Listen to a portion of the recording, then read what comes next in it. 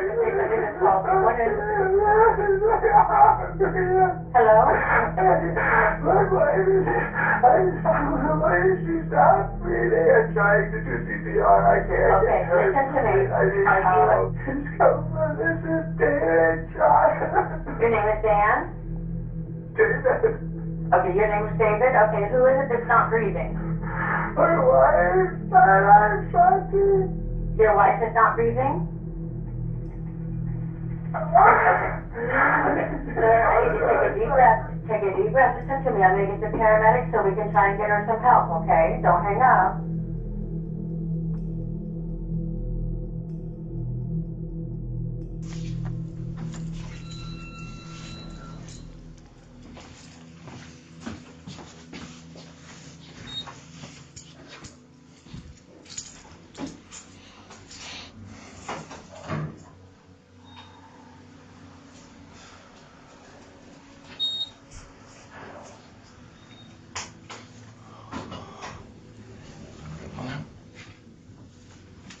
All right, I'll just have you come on in here for right now.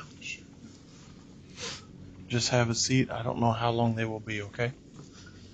Did you have to use the bathroom? Yeah, we can go there real quick. Yep, that's fine. Thank you, sir. Just have a seat there, and as soon as they get here. On April 24th, 2018, a frantic 911 call came in from a home in the upscale Delaney Park neighborhood of Orlando, Florida. On the line was 50-year-old David Trronis, his voice shaky, claiming he had just found his wife, 39-year-old Shanti Cooper Trronis, unresponsive in the bathtub. He told the operator he was trying CPR, that the water had been running, and that he couldn't get her to breathe. Police and paramedics rushed to the scene. Inside the garage apartment where the couple had been living during renovations, they found Shanti's body. At first glance, it looked like a tragic accident. Maybe she had slipped, fainted, or drowned. But almost immediately, things didn't add up. The tub wasn't overflowing like David claimed. Shanti's body was dry, her injuries didn't match a fall, and there were clear signs of trauma to her face and neck. This wasn't the scene of an accident. What made the moment even stranger was the setting. David and Shanti owned a massive house at 218 East Copeland Drive, but it was under endless renovation. For years, they had been living out of that small grey apartment while contractors came and went. Neighbours thought it odd, but nobody could have predicted that one day, Shanti would be carried out of there on a stretcher, declared dead just minutes later. The call that began as a husband begging for help quickly spiraled into the opening of a homicide investigation. Shanti Cooper was the kind of woman who had built her life from the ground up. Born in 1980, she made her career in finance and even started her own company, helping manufacturers streamline their operations. But beyond her professional success, her world revolved around her young son, Jackson, whom she shared custody of after a divorce in 2013. Friends described her as hard-working, loyal, and someone who lit up whenever she talked about her boy.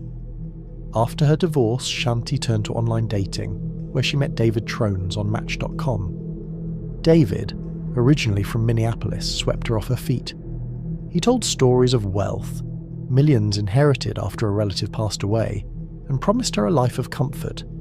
Shanti believed him. By 2015, David had moved to Orlando, and together they bought the house on East Copeland Drive. Well, David bought it technically. His name and his mother's went on the deed, not Shanti's. That detail would become a sore point later. David was obsessed with the house. Renovating it became his full-time project, something that consumed him. Contractors cycled in and out, work stopped and started, and still nothing ever seemed finished. Meanwhile, Shanti footed most of the bills, over $250,000 worth, while David, who was supposedly a millionaire, hardly paid for groceries. By 2017, they were married, but cracks had already started to show. Friends noticed David's behaviour, manipulative, controlling, and often childish when things didn't go his way. Shanti, patient as she was, seemed to be carrying the weight of the marriage. To outsiders, the couple looked mismatched. She was grounded, professional, and family-driven, while he seemed to be chasing endless renovations and the fantasy of being on television. That fantasy was about to collide with reality. By 2017, David Trronis had one dream that kept him going. He wanted their Orlando home to be featured on the TV show Zombie House Flipping. He was convinced that if cameras came rolling through, their half-renovated house would turn into a masterpiece, and he'd finally get the validation he craved. The problem was, Shanti wasn't buying it. She wanted stability, not a TV spectacle. The house, despite years of work, was still a mess. Gutted in parts, unlivable in others, and draining money like a sieve. David's obsession with the renovation became the centerpiece of their fights. Shanti had already poured hundreds of thousands of dollars into the property, yet her name wasn't even on the deed. She'd sacrificed to keep things afloat, all while David hid behind his excuses and grand promises. Friends recalled how Shanti would vent about the never-ending construction, but David brushed it off, insisting everything was almost done. To make things worse, cracks in their marriage deepened. David had always painted himself as a wealthy, successful man, but the facade was crumbling. He spent more time fussing over the house than focusing on Shanti or their future. He wanted the spotlight of a reality TV show, while she just wanted a home. Behind closed doors, arguments turned bitter.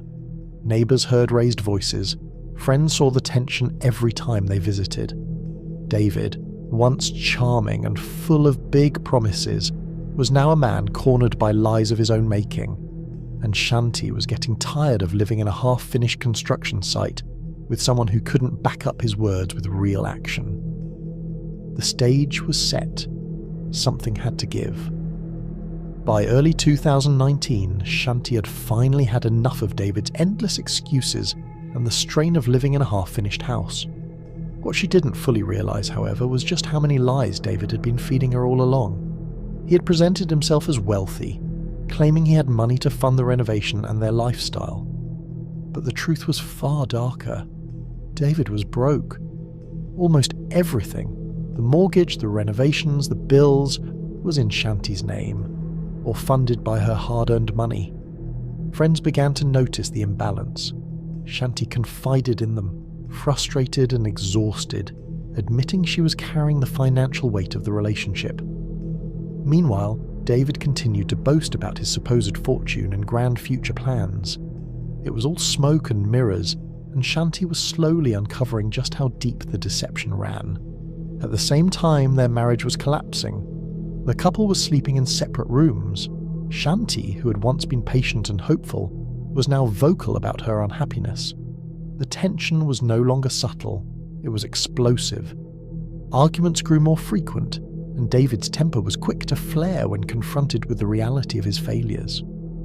By April 24th, 2018, that afternoon, David claimed he had been out walking the dogs and working on the house, only to return and find Shanti in the bathtub, water running, lifeless.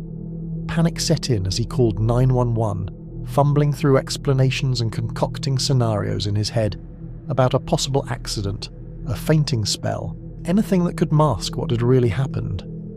But when police arrived and examined the scene, the story didn't add up. The tub was dry, her body dry, and there were bruises, lacerations, and clumps of hair missing, signs inconsistent with a simple fall or accident. Neighbours watched as the quiet, upscale Delaney Park community absorbed the shock, whispers spreading about what had gone wrong in that house. David's version of events unravelled under questioning.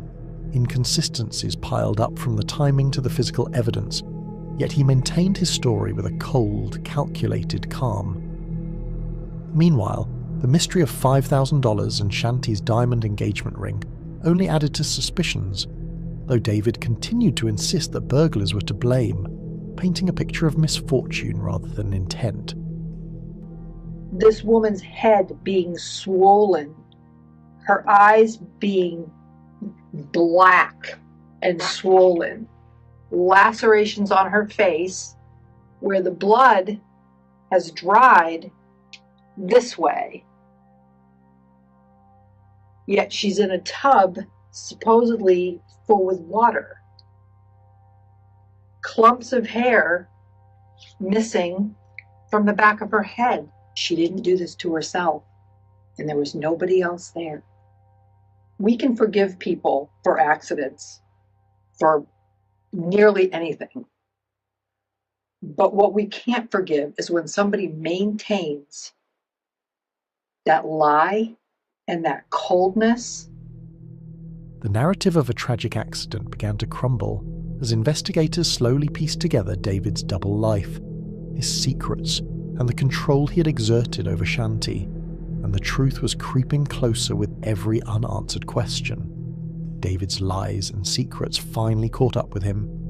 By August 2018, he was arrested for Shanti's murder, her diamond ring recovered in his possession. Over the next 5 years, he faced multiple competency evaluations, a schizophrenia diagnosis, and delays before trial. When the trial finally began in late 2023, the jury found him guilty of first-degree murder. Sentenced to life in prison, David's obsession with control, deception, and manipulation had cost Shanti her life. Her family and friends mourned, remembering the loving, dedicated mother she had been, while David faced the consequences of the double life he had led, a stark contrast to the passionate, controlling man he had pretended to be.